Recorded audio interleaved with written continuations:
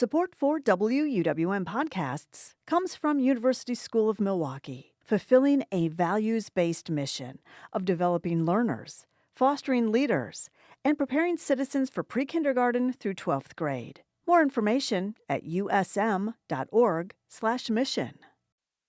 You're listening to Lake Effect Spotlight from WUWM, Milwaukee's NPR station. This is one of our favorite conversations from WUWM's daily talk show, Lake Effect. It's July 1952 in Oconto, Wisconsin. You wake up, stretch, pour some coffee, all while strange sounds filter in from outside. Sounds like a finger being rubbed on an inflated balloon. So if you can imagine that sort of croaky sound, the air is filled with it. And also sharp popping noises at times. Some witnesses compare the sharp popping to rifle fire. Only it isn't distant rifles making these sounds. It's 175 million frogs. T. Krulos is a contributing writer for Milwaukee Magazine who wrote about the Great Oconto Frog Invasion for this month's issue. He sat down with Lake Effect Sam Woods to discuss the phenomenon and how little of it is remembered today. Can you paint a picture, like what was reported from this time and what did residents describe of what does 175 million frogs look like? Yeah, so this story got some local attention in papers, but there was also a big magazine piece in the New Yorker, of all places, about the story in 1953. And they describe how in the summer of 1952, there was this, millions of frogs were pouring into Oconto near Green Bay. And the town was completely overwhelmed. I mean, the frogs far outnumbered the people.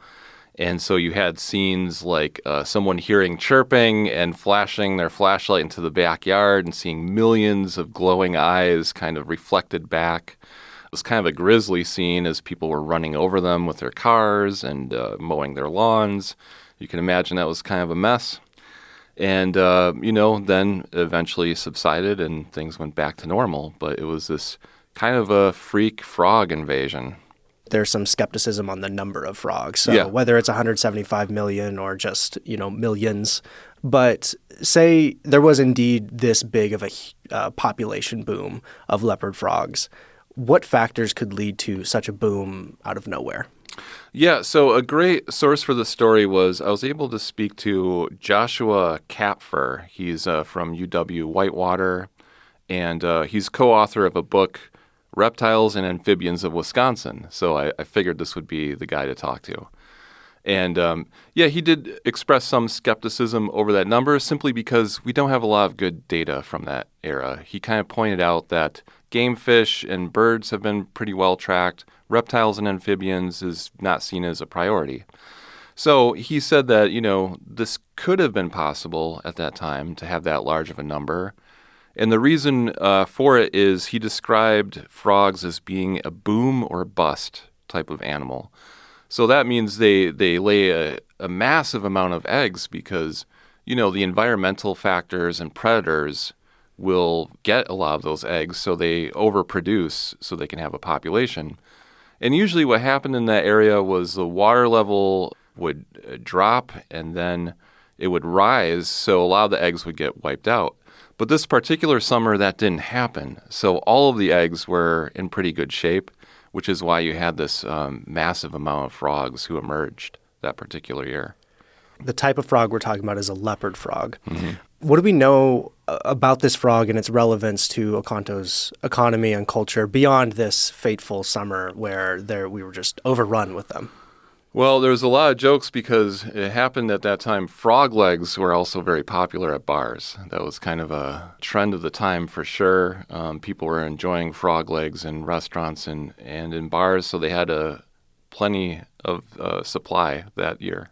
You mentioned in the article, and the New Yorker talked about as well in 1952, that it was it's not like that this boom spurred a new industry in frog legs because it's, as you mentioned, it's kind of a boom or bust. It's not necessarily, you get 175 million or so in one year, and then the next year is kind of a normal or a bust year. And so to set up your livelihood around this kind of thing isn't necessarily the easiest or most prudent business decision. Right. Yeah. And I did find an article from 1953. It was really short. It was just a couple sentences, but I think it had a picture of a frog, and it said that the residents were relieved that, the summer of 52 hadn't repeated itself, and they were overwhelmed by the frogs. But that must have been a disappointment to people who were maybe thinking it would be a trend and they could cash in on frog legs. You mentioned finding a short article about this, and as well as the kind of larger New Yorker piece that it seems like kind of made this story famous or made the story live on. Right. Tell me more about your reporting process of digging up this plague of frogs from over 70 years ago now. Yeah. So, the New York article is the first thing you'll probably find if you're trying to dig into the story. And then I went to it's a good resource, newspapers.com, and just kind of did some keyword searches and, just found little scraps of stuff here and there. There's one really short article that it shows an Oconto resident, and it's hard to see in the photo because it's a reproduction or it's been scanned, but he's pointing at the window well of his basement, and it's full of frogs, so he's pointing that out to a reporter. So there's this little tidbits of information, but not really like a cohesive story, which I kind of like because it gives it a little bit of an air of mystery to it. Yeah, I get that. And on the one hand, it seems like 175 million frogs, this should have been in papers all over Wisconsin, if not the country. Like that is a wild scene. Did you encounter any skepticism either at the time or afterwards that this event happened at all, given that you'd think it'd be all over? You'd think everyone would be talking about it. Yeah, you would. I don't know. Things just kind of news traveled in a different way back then. I didn't see any skepticism at the time. There were local Oconto area newspapers that reported on it. They just didn't make a big deal out of it, which I agree is kind of strange. I think the skepticism is about that 175 million number in particular. Because I looked at the New Yorker article again, and I'll give you the single quote that references that.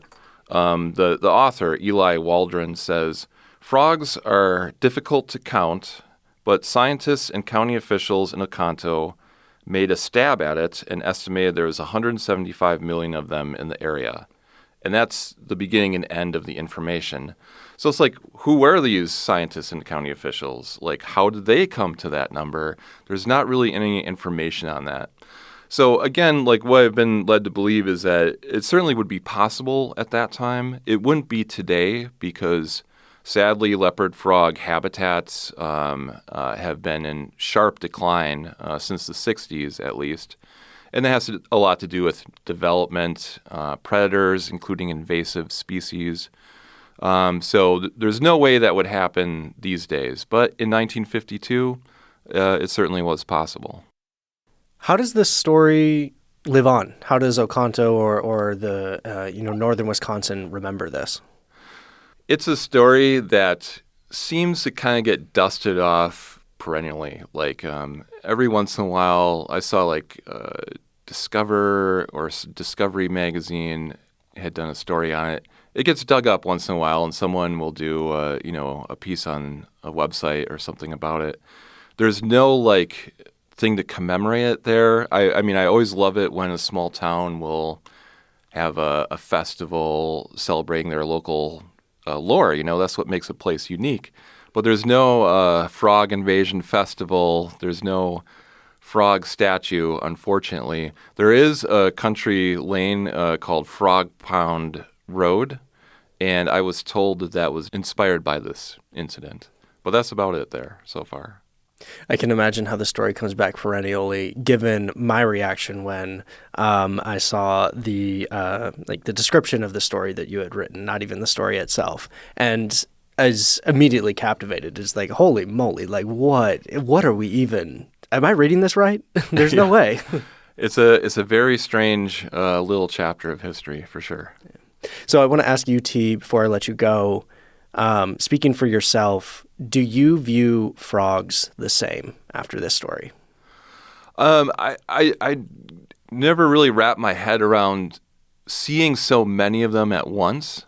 I can't imagine what that was like. I mean, just imagine you walk out your front door and the entire surface area of the ground is just completely covered in frogs hopping around and croaking. Like, I don't know what I would do in that situation. You know, I would be afraid I wouldn't be afraid, but I wouldn't want to leave the house just because, I don't know, I don't want to step on a bunch of frogs everywhere I go. So it must have been a really weird, surreal time in Oconto. Well, until the next frog invasion, T. Krulos, thank you so much for joining me on Lake Effect. Thank you.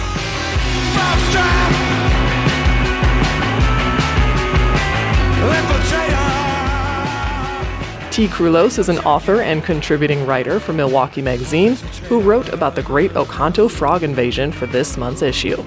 He spoke with Lake Effect's Sam Woods.